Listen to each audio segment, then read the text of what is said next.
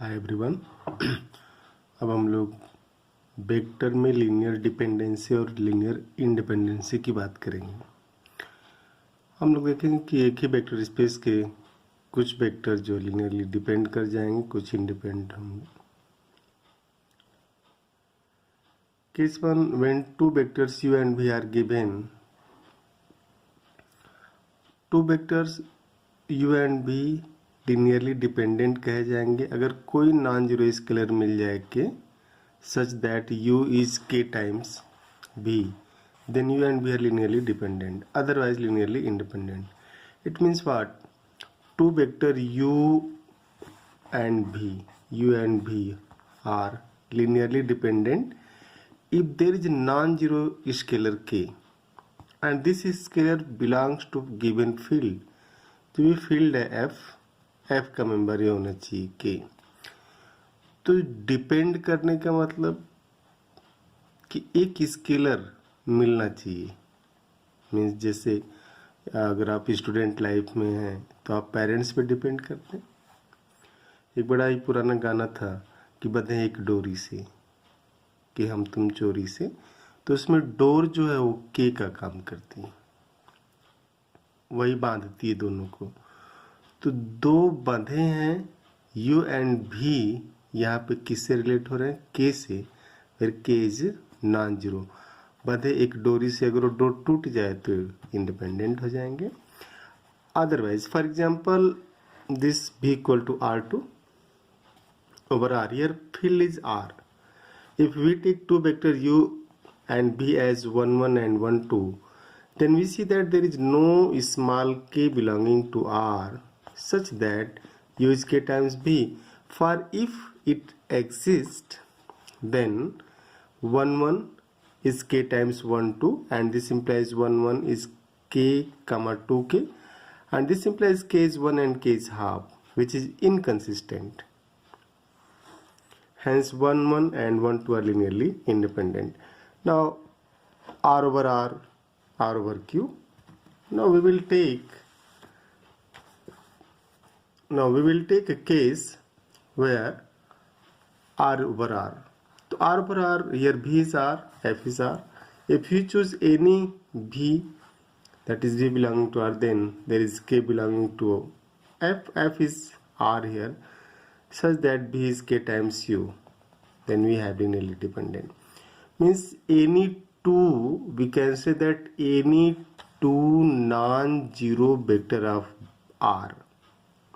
Any two non-zero vector of r means r के किसी भी दो non-zero vector को उठाया जाएगा तो वो डिपेंड करेंगे एक दूसरे पे, क्योंकि कोई भी आप दो उठाएंगे means u and v, then there is a k belonging to r. क्योंकि हम लोग फील्ड भी r ही ले रहे हैं, तो r over r में every two non-zero vectors are linearly dependent. तो यहाँ पे हम पाएंगे कि केवल एक ही नॉन जीरो वेक्टर है जो कि इंडिपेंडेंट होगा, और किसी को भी आप सेलेक्ट कर सकते हैं। We can take any non zero vector of r over r which is linearly independent. For example 1 2 3 4 5 6 dot dot dot. It means what? We have infinitely many such vectors, but every non-zero vector or every vector can be written in terms of chosen vector. आप जिसे independent मानते हैं उसके term में आप सारे vector को लिख लेंगे। जीरो को भी लिख लेंगे, zero is k times 1, this implies k is 0. Now if we take r over q, let us take another case where r over q. r over q means scalars are taken from this q. अब हम जो scalar है इस q से उठाएंगे, v हमारा r। अब r के किसी भी दो वेक्टर को उठाएं, late r is 2 and 3। r में से हम दो वेक्टर उठाते हैं 2 और 3, तो 2 is k times 3, this implies k is 2 by 3 and 2 by 3 belongs to capital Q. But अगर हम रूट 2 और 3 की बात करें, रूट 2 और 3, तो क्या ऐसा कोई रैशनल नंबर है? रैशनल चाहिए आपको, इसके लिए रैशनल होना चाहिए यहाँ पे। क्या ऐसा कोई रैशनल है जो रूट 2 और 3 को बांध पाए? मीन्स क्या कोई ऐसा रैशनल नंबर k है कि √2 is equal to k times 3, तो आप पाएंगे कि ऐसा नहीं है। It means what, √2 and 3 are linearly independent in R over Q, but linearly dependent in R over R। फिर वही बात कि जैसे फील्ड बदल रही है, रिलेशन भी बदल रहा है। यहाँ पे फील्ड Q है तो √2 और 3 इंडिपेंडेंट है, बट अगर R है तो √2 और 3 डिपेंडेंट है। आप कभी कभी देखते हैं कि एक ही व्यक्ति किसी एक ही व्यक्ति से, जब वो, जैसे फॉर एग्जांपल कोई राम जो है श्याम के साथ है तो मोहन बात करता है, बट अगर राम जो है घीसू के साथ है, माधव के साथ है, तो हो सकता है मोहन बात नहीं करता हो। तो √2 and 3 are linearly independent in R over Q but linearly dependent in R over R। जैसे फील्ड बदलती है ये रिलेशन भी बदलना शुरू हो जाता है। अब जो ऐसे हम बहुत सारे वेक्टर ले सकते हैं, R over Q, Q over Q के लिए बात कर सकते हैं, C over Q की बात कर सकते हैं। तो देयर आर, एक नोट की बात हम लोग करेंगे कि there are infinitely many linearly independent vectors in R over Q। Means R over Q में infinitely many linearly independent vector है।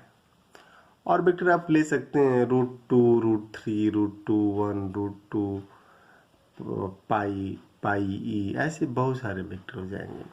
Similarly infinitely many linearly independent in C over Q but फाइनेटली many in C over R। C over R में आप पाएंगे दो vector, and only one linearly independent in C over C, R over R and Q over Q, Q over √2 over Q over √2, same field पे।